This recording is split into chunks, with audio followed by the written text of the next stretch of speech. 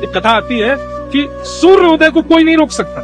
एक कितना भी बड़ा धनवान हो जाए, और उस सूर्य को भी उदय होने से रोकने की संभावना यदि किसी में है तो वो एक पतिव्रता नारी है। पतिव्रता नारी ने महापुरुष को प्रणाम किया तो महापुरुष ने पूछा, तुम मैं भविष्य कथन करता हूं, कुछ पूछ लो। उन्होंने पूछा, मेरे पति दीर्घ आयु हो, बस ये आशीर्वाद दे दो। तो महापुरुष बोले, कल सूर्य उदय होते ही तुम्हारे पति की मृत्यु है, वो दीर्घायु कैसे होंगे? कल तो उनके जीवन का अंत है।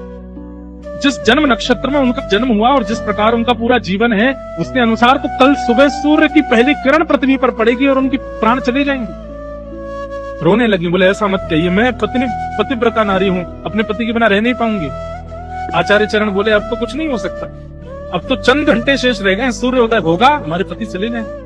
तुरंत जाकर के एक पर्वत पर वो कन्या बैठ गई और बैठ करके उसने कहा, यदि मैंने अपने पति के प्रति पूर्ण निष्ठा रखी हो, पूर्ण भावना रखी हो, कल सूर्य उदय होंगे। क्या बताएं महाराज, 7 दिन तक अंधेरा ही रहा पृथ्वी पर। पृथ्वी ने घूमना बंद कर दिया, वहीं स्थिर हो गई।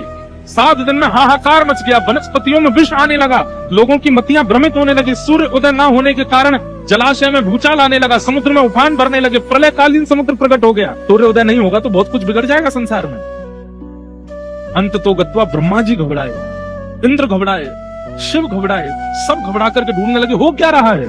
तो कहा कि एक पतिव्रता नारी संकल्प करके बैठी है कि मैं अपने पति के प्राण जाने नहीं दूंगी, और उनको किसी ने कह दिया है कि सूर्य उदय होते ही प्राण जाएंगे, तो सूर्य उदय होने नहीं दे रहे।